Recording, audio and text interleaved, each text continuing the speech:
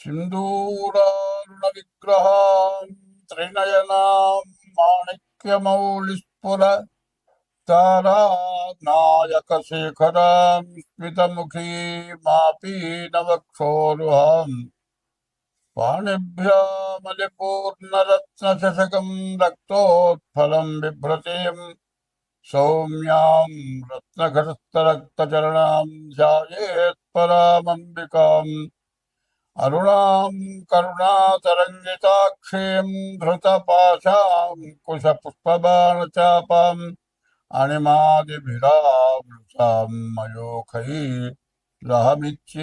విభావయే భవానీం ధ్యాయేత్పద్మాసనస్థాం వికసితవదనాం పద్మపత్రాయతాక్షీం హేమాభాం పీతవస్త్రాం పరకరకలితహే లసద్హేమ పద్మాం వరాంగీం సర్వాలంకారయుక్తాం సకలమభయదాం సర్వసంపత్ప్రదాత్రీం సకుంకుమ విలేపనామలికతుంబికస్తూరికాం సమందహసితే క్షణాం ససదచాపపాశాం కుశాం అశేష జనమోహినీమరుణమాల్య భూషాంబరాం జపా కుసుమభాసురాం జప విధోస్మరేదంబికాం. 2026 సంవత్సరం ఫిబ్రవరి నెల మాస ఫలితాలు చెప్పుకుందాం. ఇంతకుముందు 3 నెలలు శుక్రమౌఢ్యమి, వివాహాది శుభకార్యాలు ఏవి జరగడానికి అవకాశం లేదు. మరి ఫిబ్రవరి 14వ తారీఖు నుండి మరి శుక్రమౌఢ్యం అయిపోయింది. అక్కడి నుంచి లగ్నాలు, శుభలగ్నాలు, మాఘమాసం లగ్నాలు ప్రారంభమవుతున్నాయి. మరి ఈ మాఘమాసంలో వివాహాది శుభకార్యాలన్నిటికీ కూడా మంచి రోజులు. అట్లాగే తర్వాత మహాశివరాత్రి, ఇది చాలా మనకు హిందూ ధర్మానికి చాలా విశేషమైనటువంటి పండగ. శుభముహూర్తాలు ఫిబ్రవరి 13 నుంచి శుభముహూర్తాలు. తర్వాత ఇది అయిపోయిన తర్వాత 15వ తారీఖు మాత్రం మహాశివరాత్రి, శివుడికి ప్రీతి అయినటువంటి రోజులు. ఈ మాఘమాసం పాల్గొన మాసం పూర్తిగా లగ్నాలు ఉన్నవి, మంచి టైములు ఇవి. కాబట్టి అన్ని కార్యక్రమాలకు కూడా చాలా విశేషమైన రోజులు. తర్వాత ఇప్పుడు వస్తున్న పరిస్థితులను బట్టి చాలామంది వివాహం దగ్గరికి వచ్చేప్పటికల్లా చాలా తేడా పడుతున్నారు. ఎట్లా అంటే ముందు పేర్లను బట్టి చూస్తున్నారు. పేర్లను బట్టి చూస్తే తర్వాత తేడా వస్తుంది. పేర్లను బట్టి చూడటం కాదు, డేట్ ఆఫ్ బర్త్ని బట్టి చూడాలి. డేట్ ఆఫ్ బర్త్, పుట్టిన తారీఖు, నెల, సంవత్సరం, టైంని బట్టి వివాహానికి చూడాలి. అట్లా చూడకుండా ఏదో పేరుని బట్టి పులి, మేక, ఆవు, పులి ఇట్లాంటివి చూస్తున్నారు. అది కాకుండా ఎట్లా చూడాలి అంటే, మరి భార్యాభర్త ఇద్దరికి కూడా షష్టాష్టకాలు అంటారు. వీళ్ళ రాశికి 6వ రాశి, వాళ్ళ రాశికి 8వ రాశి, ఇది షష్టాష్టకాలు. ఈ షష్టాష్టకాలు కనుక చూడకుండా పెళ్లి చేస్తే పెళ్ళైన తర్వాత నెల తిరగకుండానే వాళ్ళు విడబడిపోయే పరిస్థితులు ఉన్నాయి. ఇది కాకుండా కాలసర్పదోషం, కుజదోషం, ఇవి ఒకటి, షష్టాష్టకాలు ఒకటి ముఖ్యంగా చూడాలి. ఇవి చూడాలంటే ఇద్దరికి కూడా, పెళ్లి కూతురు పెళ్లి కొడుకు కూడా డేట్ ఆఫ్ బర్త్లు అన్నీ చూసుకోవాలి. ప్రతి వాళ్ళు ఏం చేస్తున్నారంటే వివాహానికి ఖర్చు ఎంత ఖర్చు పెడుతున్నారంటే, ఒక భోజనం, పాట కచేరీను, మరి సరిగ్గా చెప్పాలంటే మరి ఈ భోజనం ఎట్లా ఉంటుంది, అంతా రకరకాలైన పిండి వంటలు విపరీతమైన ఖర్చు పెడుతున్నారు. బఫే అంటారు. ఈ బఫేలో వాళ్ళు 20 రకాలు చేస్తే వాళ్ళు 30 చేయాలి, వాళ్ళు 50 చేయాలి, ఒకళ్ళు 60 చేయాలి, పాట కచేరీ పెట్టాలి. ఈ పెళ్లి జరిగేటప్పటి ఖర్చు దాదాపు లక్షలు పెడుతున్నారు. కానీ ముఖ్యమైనది అంటే పెళ్లి జరగాలి అనేటట్లయితే, పెళ్లి జరిగితే రేపొద్దున భార్యాభర్తలు ఇద్దరు కూడా కలిసి శాశ్వతంగా జీవించాలి.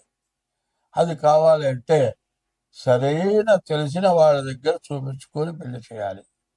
అట్లా కాకుండా బ్రాహ్మడు లేకపోతే జ్యోతిష్యం చెప్పేవాడు ఇది ఇట్లా చెప్పాలి, దేనికి ఇంత ఖర్చు అవుతుంది అనగానే ఎందుకు ఇంత ఊరికే చెప్పండి, తేలిగ్గా చెప్పండి. తేలిగ్గా చెప్పేది బరువుగా చెప్పేది ఏంటి?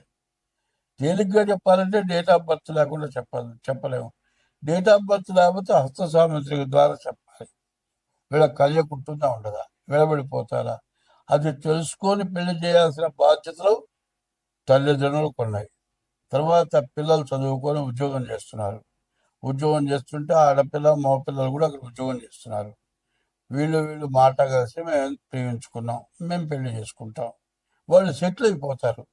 సెటిల్ అయిపోయి తల్లిదండ్రుల దగ్గరికి వచ్చి నేను ఒక అమ్మాయిని ప్రేమించాను, నేను పెళ్లి చేసుకుంటాను. మరి అదే మన కులం కావాలరా, గోత్రం కావాలరా అంటే కాదు, నేను ఈ పిల్లలైతేనే చేసుకుంటా, లేకపోతే చేస్తానంటాడు. సరే వాళ్ళు ఒప్పుకోరు. మా దగ్గరికి వస్తారు, ఏమండి మేమిద్దరం ప్రేమించుకున్నాం, మాకు కుదురుతుందా కుదరదా చెప్పండి అని అడుగుతారు. ఏమైనా మీకు కుదరదు అని చెబితే మానుకుంటారంటే మానుకోరు. మానుకున్నప్పుడు మంచి చెడ్డ చూసుకోవాల్సిన అవసరం ఏముంది? ఇప్పుడు పెళ్లి చేసుకోవాలంటే ముందు జాతకాలు కలిసి లేవో చూడాలి. చూసిన తర్వాత పిల్లలు చూడాలి.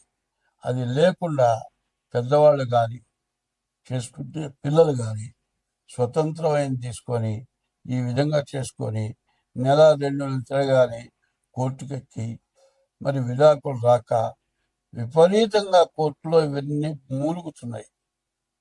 లాయర్లు కూడా విసుక్కుంటున్నారు. కాబట్టి నేను చెప్పబోయేది ఏంటంటే, ఎవరైనా సరే వివాహాలకి టైము కాబట్టి ఈ టైంలో జాగ్రత్తగా డేట్ ఆఫ్ బర్త్ ద్వారా మాత్రం మీరు వివాహానికి కుదురుతుందా లేదా అనేది చెప్పాలంటే మేము చెబుతాం.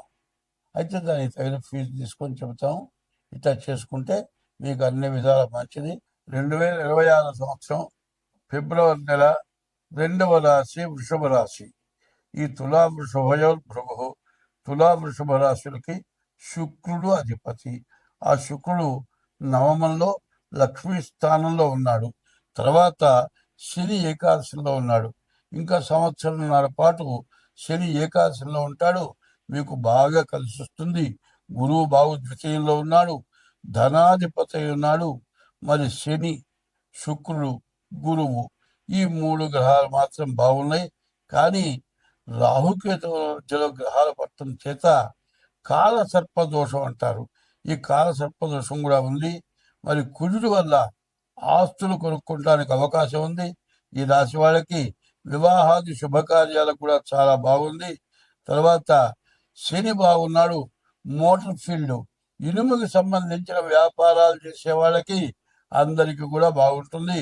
గురువు ద్వితీయంలో ఉండటం చేత విద్య, ఉద్యోగం, విదేశాలకు వెళ్ళేటువంటి వాళ్ళకి అన్నిటికీ కూడా బాగుంది. కానీ మరి చెప్పాలి అంటే 3 గ్రహాలు శుక్రుడు, శని, గురువు 3 గ్రహాలే బాగున్నాయి. మిగతా గ్రహాలు రాహువు, రవి, బుధుడు, కుజుడు, కేతువు 5 గ్రహాలు బాగాలేదు. ఎందుకంటే మొత్తం 8 గ్రహాల్లో 5 గ్రహాలు బాగాలేవు, 3 గ్రహాలు బాగుంది. అందువల్ల మంచి కంటే చెడు ఎక్కువగా కనపడుతుంది. మంచిని చెడగొట్టేది ఎట్లా ఉంటుంది అంటే, మనం వంట చేశారనుకోండి, వంటలో మరి కారం ఎక్కువ వేసినా తినొచ్చు, కారం తక్కువ వేసినా తినొచ్చు. ఉప్పు సమానంగా వేయాలి. ఉప్పు ఎక్కువ వేస్తే, తక్కువ వేస్తే మాత్రం మళ్ళీ ఉప్పు వేసి కలుపుకుంటాం. ఉప్పు కనుక ఎక్కువ వేశారంటే ఆ వస్తువు తినకుండా పారేయాలి. అది ఎట్లాగో ఇప్పుడు ఈ 5 గ్రహాల వల్ల మంచి గ్రహాలన్నీ కూడా ఉపయోగపడకుండా పోయే లక్షణాలు కనబడుతున్నాయి. అంటే వండిన వంటలో ఉప్పు ఎక్కువ పడితే ఎంత నెయ్యి పోసి చేసినా కూడా పారేయాల్సిందే. అట్లాగే ఇప్పుడు శని, శుక్రుడు, గురువు ఈ 3 గ్రహాలు బాగున్నాయి. ఈ బాగున్న గ్రహాలను చెడగొట్టడానికి 5 గ్రహాలు పూర్తిగా బాగాలేవు. వ్యాపారం బాగాలేదు, తర్వాత వ్యవసాయదారులకు బాగాలేదు, తర్వాత రవి బుధులు బాగాలేదు. ఏ వ్యాపారం కూడా నిఖరంగా లేదు. రాహుకేతువులు బాగాలేరు. రాక్షస గ్రహాలు. ఈ రాక్షస గ్రహాలు ఎట్లా ఉంటాయంటే నువ్వు ఎంత మంచి చేసినా మరి నీ మీద శత్రుత్వం ఎక్కువగా ఉంటుంది. మంచివాడు అనుకునేవాడు కూడా నీ మీద కక్ష తెచ్చుకొని నిన్ను ఇబ్బంది పెట్టే లక్షణాలు ఉంటాయి. ఇట్లాంటి పరిస్థితుల నుంచి మీరు తప్పించుకోవాలనే ఉద్దేశంతో చెబుతూ ఉన్నాను. ఈ రాశి వాళ్ళు ప్రత్యేకంగా ఏం చేయాలి అంటే ఇప్పుడు మీరు ఏం చేయాలంటే ప్రతిరోజు కూడా శివాలయానికి వెళ్ళండి. శివాలయంలో ప్రదక్షిణ చేయండి. మారేడు దళాలు శివుడికి ఇవ్వండి. ఇట్లా చేస్తూ ఉండటం ఒకటి. మీ డేట్ ఆఫ్ బర్త్ ద్వారా మీ జాతకం చూపించుకోవడం ఒకటి. తర్వాత మీ పితృదేవతలు తల్లి తండ్రి ఉంటారు. వాళ్ళకి జాగ్రత్తగా అన్నం పెట్టడం, భార్యని ఇబ్బంది పెట్టకుండా ఉండటం. ఎందుకంటే ఈ టైంలో ఏంటంటే కొన్ని గ్రహాలు బాగా లేకపోవటం చేత బయటికి వెళ్ళినప్పుడు ఏదో సమస్య, ఏం సమాధానం చెప్పలేని పరిస్థితులు, బాగా ఇబ్బందులు వస్తాయి. వాళ్ళు ఏం చేస్తారు, ఇంటికి వచ్చిన తర్వాత ఇంట్లో భార్య మీద తల్లిదండ్రుల మీద చూపిస్తారు. అట్లా చూపించేట్లయితే ఇంట్లో కుటుంబంలో కలహం వచ్చిందంటే బయట బతకలేవు, ఇంట్లోనూ బతకలేవు. కాబట్టి ఇటువంటి పరిస్థితుల్లో ఓర్పు అనేది చాలా అవసరం. ఎవరు ఎంత చేసినా, ఎవరు ఎంత ఇబ్బంది పెట్టా ఓర్పుగా నీ పని నువ్వు చేసుకుని వెళ్ళాలి. ఎట్లా ఉంటుందంటే రెండు చేతులు ఉన్నాయండి, ఇట్లా చేతికి తగిలితే శబ్దం వస్తుంది. ఓ చేయి ఎంతసేపు ఊపినా శబ్దం రాదు. అది ఎట్లాగో నీతో తగాదా పెట్టుకోవాలని అనవసరమైన చెట్లో మాటలో మాట్లాడుతూ ఉంటారు. ఆ టైం భార్య కూడా ఎదురు తిరగచ్చు, తల్లిదండ్రులు కూడా ఎదురు తిరగచ్చు. నువ్వు చేసే వృత్తి దగ్గర కూడా ఇట్లాంటి సమస్యలు రావచ్చు. ఇట్లాంటప్పుడు నువ్వు ఓర్పుగా సర్దుకొని వెళ్తేనే నువ్వు బయటపడతావు. కాబట్టి ఈ రాశి వాళ్ళు చాక చాకచక్యంగా నీ పనులు చేసుకోవటమే కాకుండా శని బాగున్నాడు. శని 30 సంవత్సరాలకి ఈ స్థానంలో వస్తాడు. ఈ స్థానంలో నీకు బాగా మేలు జరిగే టైంలో మిగతా గ్రహాలు బాగా లేవు. కాబట్టి డేట్ ఆఫ్ బర్త్ ద్వారా మీ జాతకం చూపించుకోండి. అట్లా డేట్ ఆఫ్ బర్త్ లేకపోతే హస్త సాముద్రిక ద్వారా చూపించుకోండి. అట్లా చూడాలంటే మేము మాత్రం దానికి తగిన ఫీజు ఇచ్చి జాతకం చూపించుకోవాలి. స్వస్తి.